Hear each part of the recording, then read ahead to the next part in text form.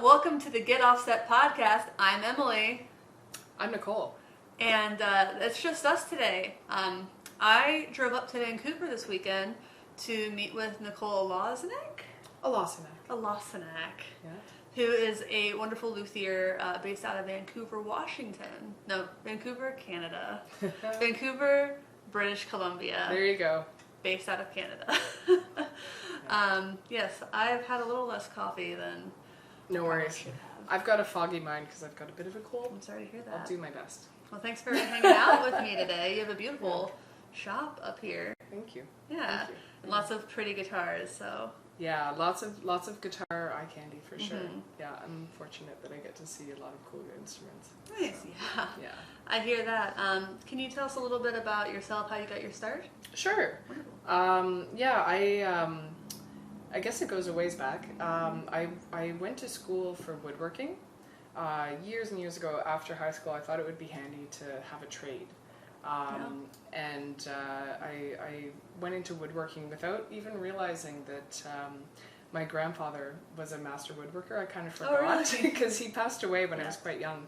But then, I went and told my family, and they're like, "Oh my gosh, like just like your grandfather." And I was like, "Of course, maybe that's why I was drawn to it." Maybe. And I got into it, and it turns out I actually really loved it, and I had a bit of a knack for it. And then I was working as a cabinet maker after 2 years of this woodworking program, and I picked up the guitar in my early 20s, and I was just in love. Like, I was like obsessed with the guitar. Played it like minimum 2 hours every day, and I had this little man guitar, those ones that were made in Japan. Oh, really? Yeah, and it was a small OM. And so I used to call it my little man because it was my little man. And so one day I was playing, and I was just like, "Little man, you're made of wood. Like, I went to school for woodworking." I'm like, "Wait a second here, hold on." And so I put my guitar down, and I went to the library, and it was a Thursday, and basically I'm making it a long story, but that's great. as concise as I can. And I went to the library. I started researching guitar building techniques and what have you. And then I stopped by my friend's work, and her boss was like, "Well, you should check out Larrivee." And I was like, "What's Larrivee?" And he was like, "It's Canada's largest high-end guitar manufacturer, and it's like 2 blocks from here." I was like, "Hold on a second." So same day, and I went to Larrivee, and they weren't doing any tours of the factory that day, but turns out they were taking applications. So I went home same day, did up my resume, went back, dropped it off at Larrivee, and I was super excited and on fire about the idea. And at the time, the next day on the Friday, my roommate came home. She's like, "Hey, do you want to come to a party with me?" So I was like, okay. So I go to this party. It was being thrown by a guy that worked at Larrivee. Yeah. So I got the inside scoop. I was super excited. I was picking everybody's brains. I was like asking a million questions. I'm sure they were like, "Who is this annoying girl?" And then I had my interview on Monday. I was at my cabinet making job after the interview, and I was telling my boss about it and how excited I was and everything. And then I got a call saying I got the job. I can start anytime I want. So then that's so fast. It was so fast. So then my like, boss was 4 like, days? Yeah, from Thursday. I had the idea on Thursday, and then I was working at Larrivee on Tuesday. And that was back in 1998. And that's the dream. It worked out very smoothly for me. It felt very serendipitous, when it's almost like when you're on the right path, things are easy. Oh yeah. And obviously hard work is a huge part of it, and you have to persevere in this and that. But sometimes you're just like, this is clearly meant to happen because it's so natural, right? And that really flowed, and I was very fortunate. I feel very fortunate that not only did I figure out what I wanted to do, because lots of people don't even figure out what they want to do. Yeah. So I figured out what I wanted to do, and then I'm actually able to do it. So lucky that I took woodworking. Totally. Because that's come in very handy, as far as knowing the tooling and the materials and, you know, techniques and everything. Yeah.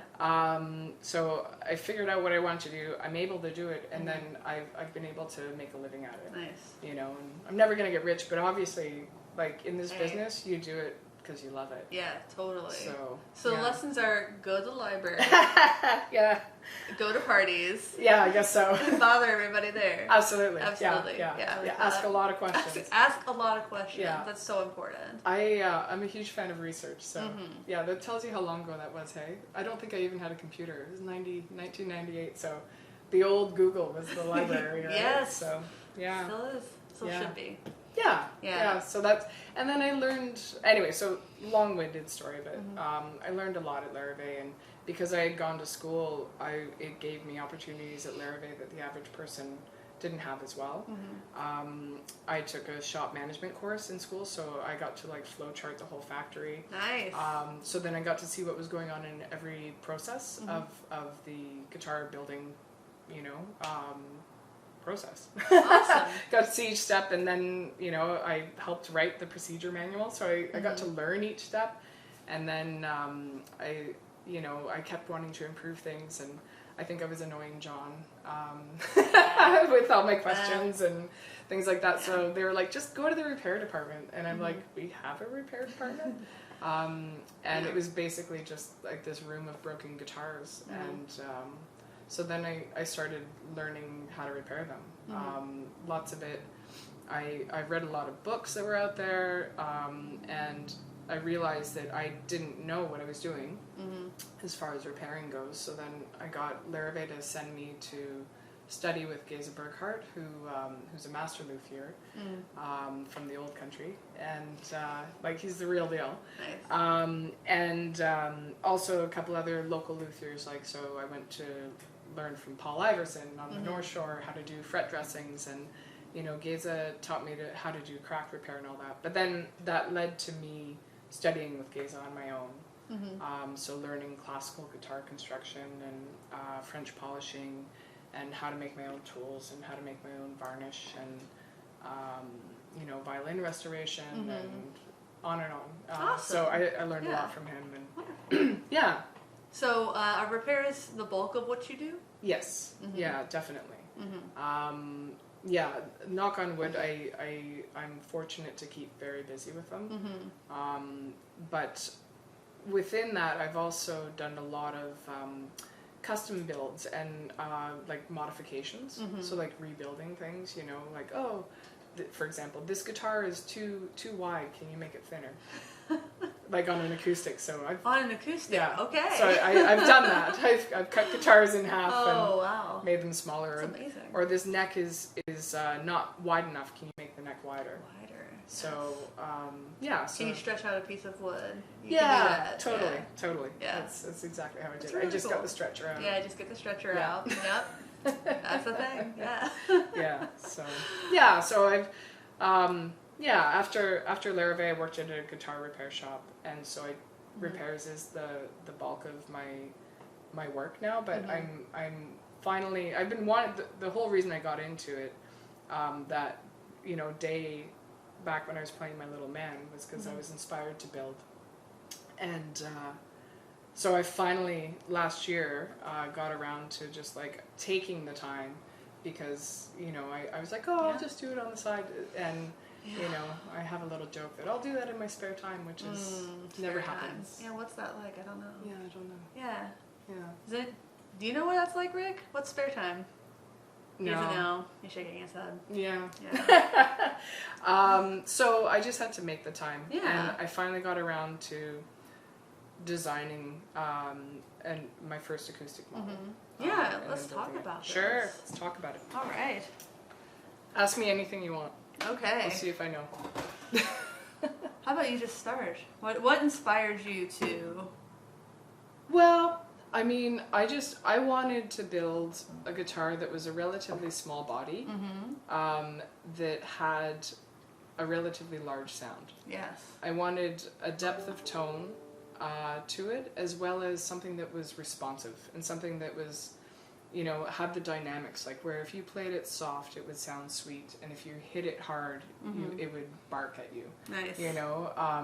And I over the years of repairing all these instruments, I've had the beneficial experience to see so many other guitars out there, so many other instruments, and be able to play them and hear something I like in there, or like, oh, that's a clever idea, or see things that work and see things that don't work. So my inspiration was really trying to build the best guitar I could. So for example, I felt like I tried to take aspects of all, looking back at Lutherian guitars, like the modern guitar. The dreadnought came around in the 40s, right?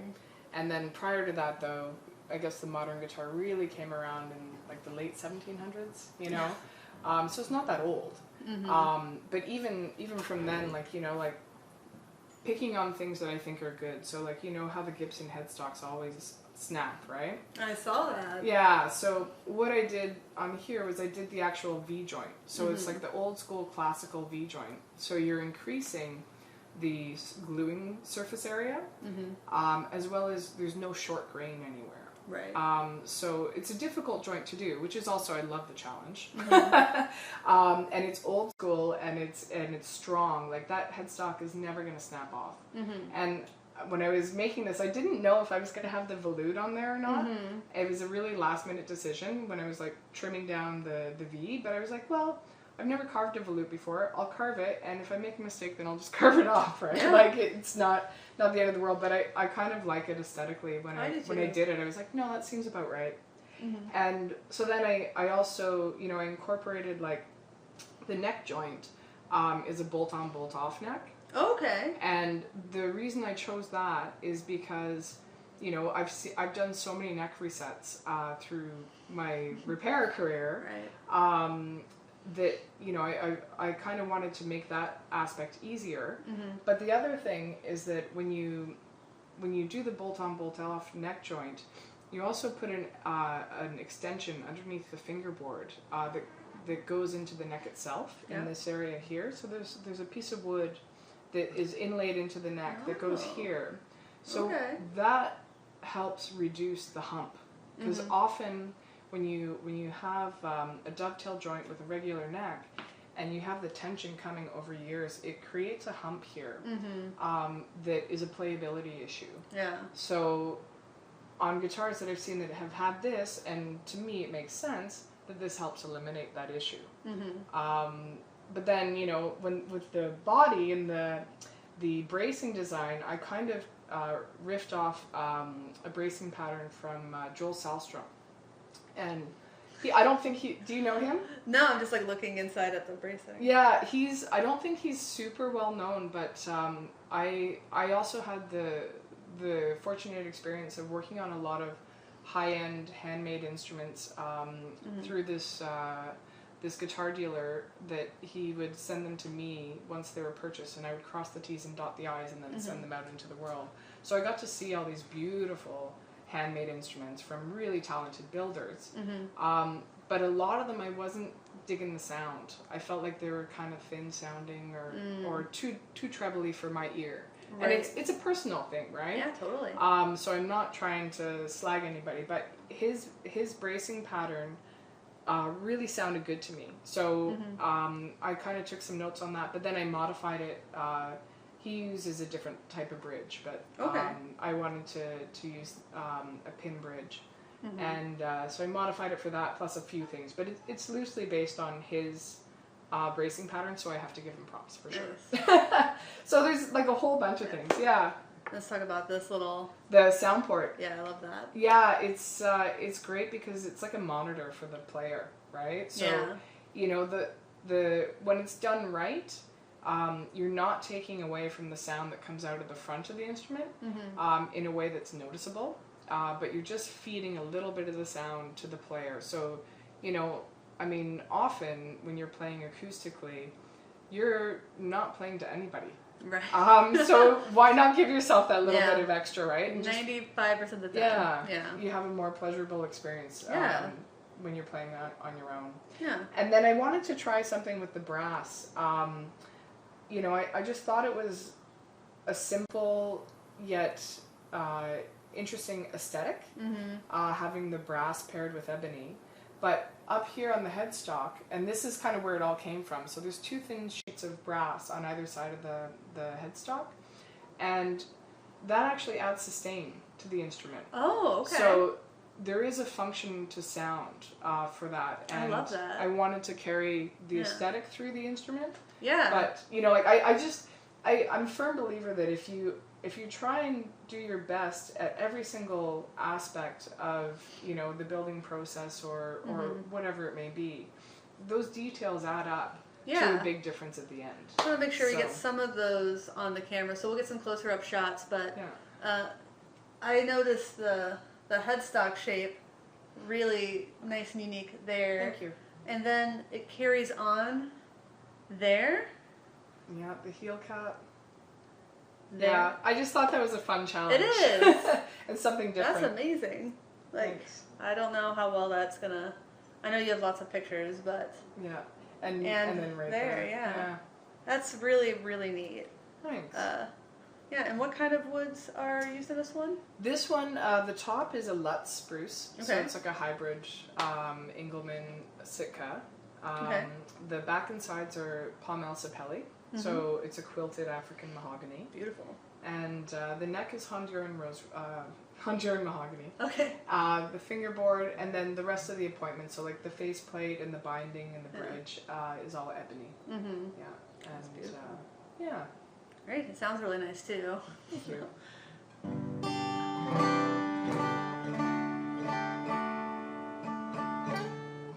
Yeah.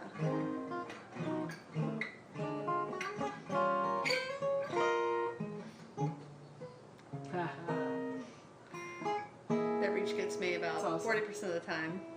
The reach, yeah. Yeah. Yeah.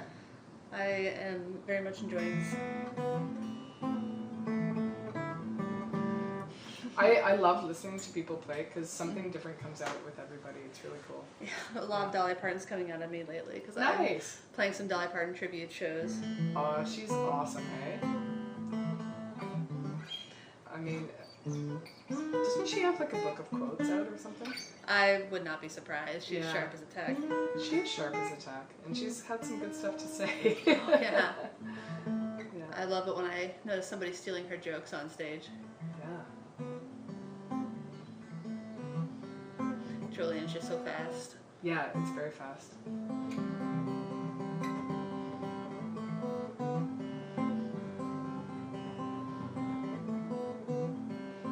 Yeah, fun stuff.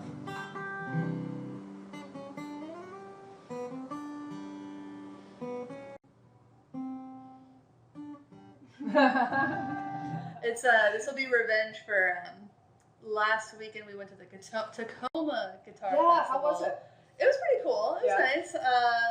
But Andrew was trying out some pickups at one of the booths, and he went to play the intro to the podcast, and it wasn't the smoothest I've heard him play it, and I left it in the podcast, so I'll leave that as a little bit of sweet justice. Yeah, I guess, eh? Oh, that sounded pretty. Thank you. Oh, oh man, what am I?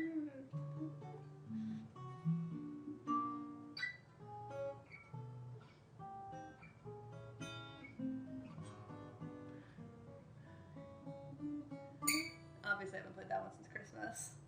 Very pretty though. Yeah. Yeah, I don't know if I've ever heard that on the guitar before. Really? Yeah. Oh man, now I feel bad. No. I keep mucking it up. There it is.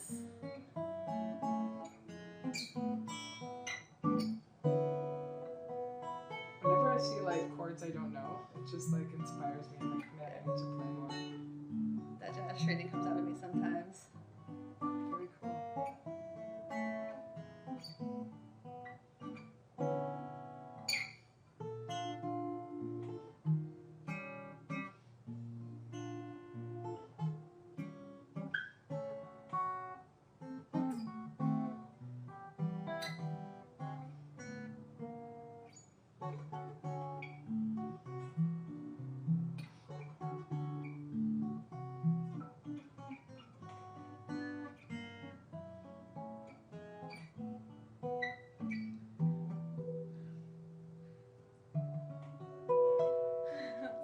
Nice. Like, where does it go? That's awesome. Thank That's you. awesome.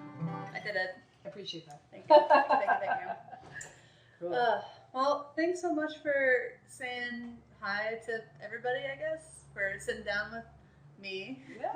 No, thanks for coming by. Yeah, totally. Love coming up to Vancouver. I'll be back up for the Vancouver Guitar Festival. Lovely. In Canada, not in That's right. Washington. BC. BC. Yeah. Yes. That's like June 28th? Yes, last weekend of June. Yes. Yeah, so. I'm really excited. Yeah, So many great people going to be there. Yeah, there's a lot of great builders coming this year. Yeah, I know. And Layla's going to be there. Yeah, she's awesome. Yes, I'll be picking up my guitar from her. Is she building one for you? Oh, that's sweet. Mm-hmm. One of the little teeny tunas. Yeah. Yeah. That's awesome. I'm so excited. She does a good job. Yeah. She's a great person. Yeah. Yeah. A good player's going to be there, Jamie Stillway. Yes. Mm-hmm. Yeah, he's going to be at the O'Connor show coming up too. Mm-hmm. Yeah. Yeah. Are you going to that? When is it? It's May 10th, 11th, 12th. Yeah, next I'll weekend. be in Chicago. Okay. Yes. I think I might see her coming back on her way back down to Portland. Nice. But I'm excited. I haven't seen her play in a minute, so. I think, is she going to be playing her new guitar from Megan Wells? So. Yeah, I mean, Megan does great work too. Yeah. There's so many good builders out there these days. It's really cool. Yeah. We're in a good time. Yes, we are. Well, thanks so much. It's been a pleasure playing this. Yes. Are you taking it to the festival? Yeah, this is my prototype, and so this one's not for sale. I want to see how it ages, but this will be at the festival, and I've got 2 more builds on the go that I'm hoping to have done by then as well. So hopefully I'll have some new guitars. All right. Well, thanks for watching / listening, and thanks for understanding.